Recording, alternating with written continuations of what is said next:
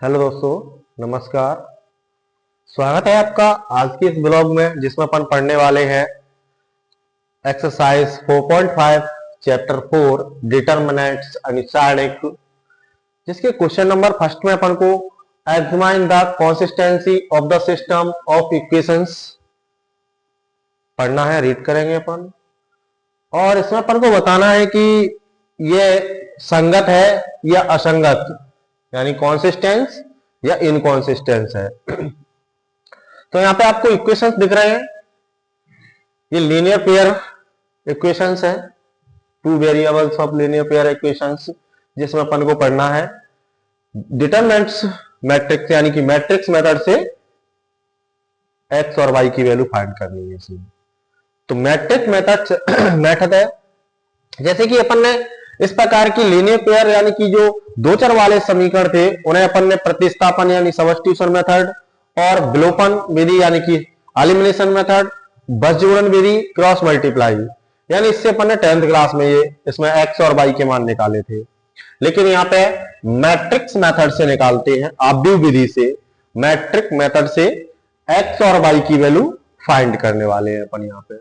तो matrix method क्या है अपने पास, यहाँ पे देखिए, तो अपने पास एक इक्वेशंस है, कंपेयरिंग इक्वेशंस। तो वहां पे अपन देखते हैं इक्वेशंस है the system of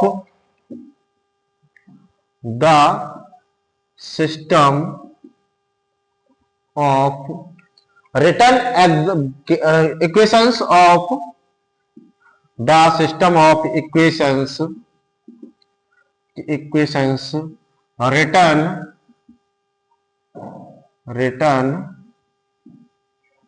by form ax equal to v। the system of equations written by form, यानी कि जो ये जो सिस्टम है यानी कि ये क्वेश्चन है उन्हें अपन किस फॉर्म में लिख सकते हैं। तो ये फॉर्म है अपने पास the system of equations written by form ax equal to b। तो देखिए अपन ax क्या है अपने पास, यहाँ पे देखिए कोफिशिएंट, x का कोफिशिएंट 1, y का 2 है, तो 1 2 यानी कि, और यहाँ पे 3, ये a की वैल्यू हो गई मैट्रिक्स इनटू x की वैल्यू x और y।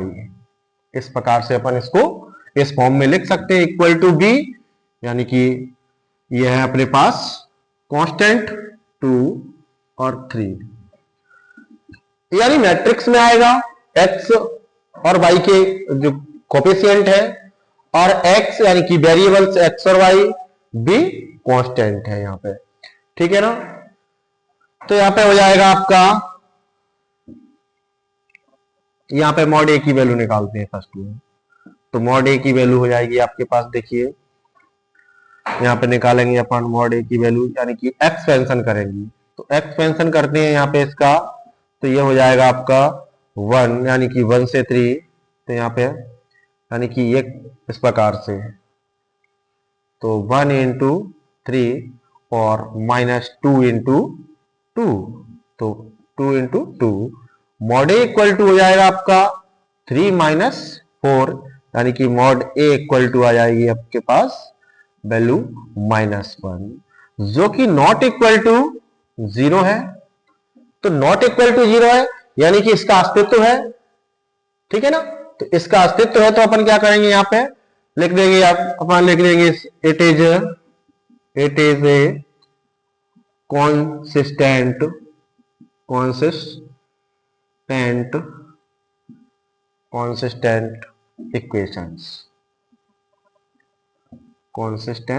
इक्वेशंस।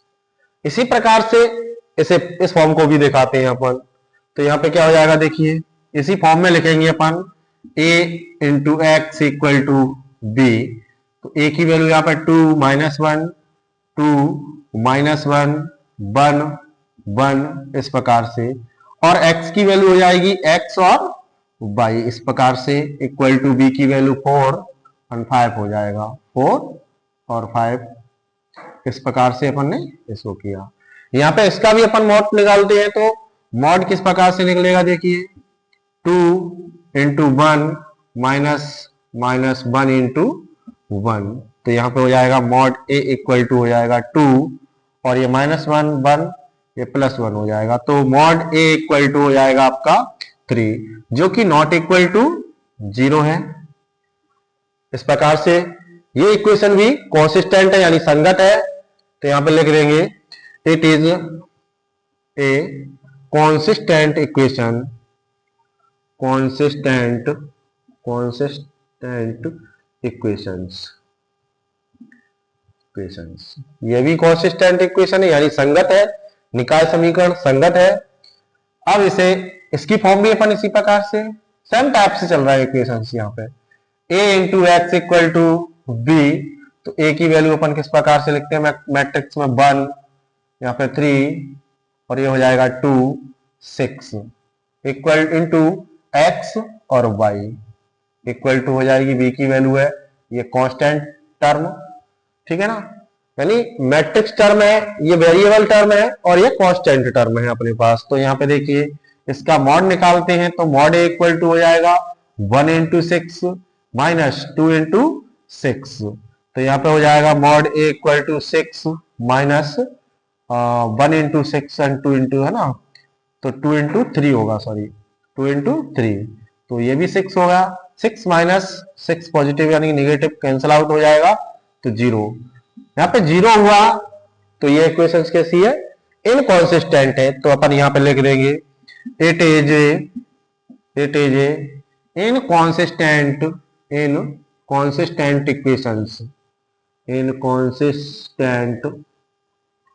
इक्वेशंस, ये आपकी हो गई इनकॉन्सिस्टेंट। यानी अपन ने 3 क्वेश्चन सॉल्व किए जिसमें ये कॉन्सिस्टेंट है, यहाँ पे -1 नॉट इक्वल टू 0 था, यहाँ पे 3 मॉड ए की वैल्यू 3 थी, ये भी नॉट इक्वल टू 0 था, यानी 0 नहीं है, तो it is a consistent equations, यहाँ पे इक्वल टू 0 आया, तो ये कैसी हो गई वैल्यू, इनकॉन्सिस्टेंट है। नेक्स्ट क्वेश्चन भी होगा इसमें अपना इसी प्रकार से, ठीक है ना।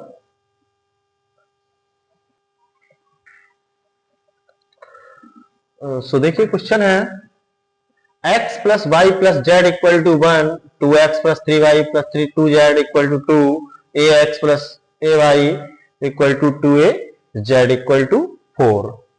तो यहाँ पे अपन इसे भी अपन उसी फॉर्म में लिखेंगे, तो यहाँ पे लिख लेते हैं the system can B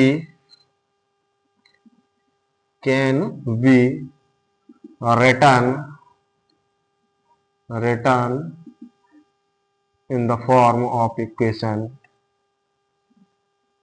The system can be written of the equation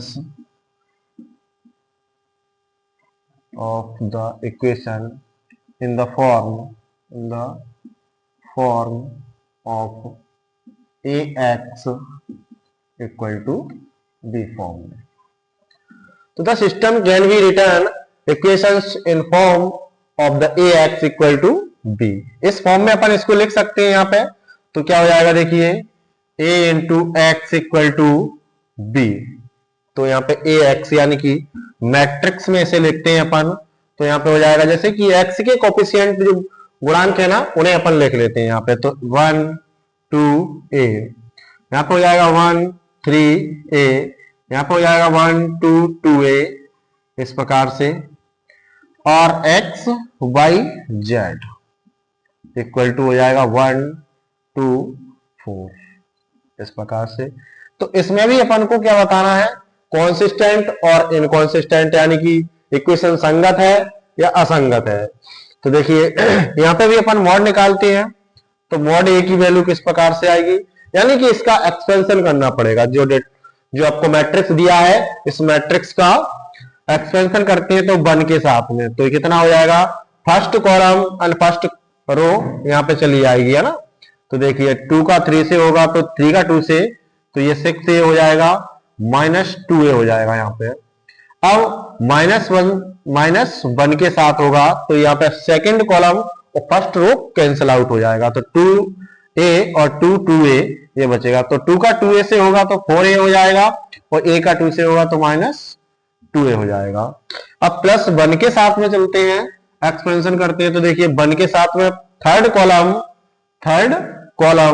और फर्स्ट रो कैंसिल आउट रहेगी, थर्ड कॉलम और फर्स्ट रो। तो यहाँ पे क्या हो जाएगा देखिए 2 का ए से होगा तो 2a और a का 3 से करते हैं तो यहाँ पे हो जाएगा -3a। इसे अपन सॉल्व कर देते हैं तो ये हो जाएगा आपका यहाँ 4a और -1 इंटू 2a, यहाँ पे हो जाएगा +1 इंटू -a। इस प्रकार से इसका एक्सपेंशन किया गया। अब अपन इसे सॉल्व करके देखिए 4a -2a और -a, तो यहाँ पे ये हो जाएगा mod a इक्वल टू हो जाएगा 4a -3a। तो यहाँ पे अपने पास mod a की वैल्यू निकलती है a, जो कि नॉट इक्वल टू 0 है, जो कि नॉट इक्वल टू क्या है 0। तो अपन इसे लिख सकते हैं it is a consistent equations. तो ये क्या हुआ, कॉन्सिस्टेंट इक्वेशंस बन गई यहाँ पर। इसी प्रकार से अपना सेम 3x3 का ये भी मैट्रिक्स है यहाँ पे। तो यहाँ देखते हैं अपन, देखिए तो इसे भी कंपेयर करते हैं a into x equal to b से, एक्स इक्वल टू बी से। तो a की वैल्यू अपने पास क्या है यहाँ पे देखिए 3, और सेकेंड इक्वेशन में x है नहीं, यानी कि x की जो वैल्यू है वो 0 मानी जाएगी। तो यहाँ पे ये 0 हो जाएगा, यहाँ 3 हो जाएगा। और यहाँ पे क्या है -1 और 2 और यहाँ पे -5 है, और ये हो जाएगा यहाँ पे -2 -1। इक्वेशन थर्ड में z की वैल्यू 0 है तो ये भी 0 कर दी जाएगी यहाँ पे इस प्रकार से। और x की वैल्यू xy z है इस प्रकार से, और कांस्टेंट जो अचर पद है ना वो है 2 -1 और 3 है इस प्रकार से। तो इसमें भी अपन को कॉन्सिस्टेंट और इनकॉन्सिस्टेंट बताना है, यानी कि संगत और असंगत इक्वेशंस बतानी है। तो यहाँ पे देखिए क्या होगा, यहाँ पे अपन मॉड a की वैल्यू फाइंड करते हैं। मॉड a की वैल्यू तो यानी कि प्लस माइनस और प्लस के साथ में करते हैं, है ना, एक्सपेंशन यानी फर्स्ट रो के साथ। तो फर्स्ट रो के साथ में करेंगे तो क्या होगा 3, और यहाँ हो जाएगा ये कैंसिल आउट हो जाएगा, ये भी कैंसिल आउट हो जाएगा, यानी कि first column first row cancel out. 2 -1 और -5 0 ये बचेगा। तो 2 का 0 से करेंगे तो क्या हो जाएगा 0 हो जाएगा, -5 का -1 से करते हैं तो प्लस हो जाएगा, लेकिन फॉर्मूला से तो ये फिर से -5 हो जाएगा। इसी प्रकार प्लस यानी कि -1 से करेंगे यहाँ पे -1 और वैल्यू माइनस की है तो ये +1 हो जाएगा यहाँ पे। तो सेकंड कॉलम और फर्स्ट रो, सेकंड कॉलम यानी बन के सामने आमने सामने क्या वो कैंसिल आउट हो जाएगा। तो यहाँ पे ये इस प्रकार से, तो 0 1 यानी फर्स्ट कॉलम वो फर्स्ट रो और सेकंड कॉलम कैंसिल आउट, क्या बचा 0 3 और -1 और 0 बचेगा। तो यहाँ पे 0 का 0 से करते हैं तो ये 0 हो जाएगा, और 3 का 1 से करेंगे तो -3 तो +3 हो जाएगा यहाँ पे। इसी प्रकार से ये पॉजिटिव रहता है, लेकिन यहाँ पर नेगेटिव वैल्यू है तो इस प्रकार से नेगेटिव हो जाएगा ये।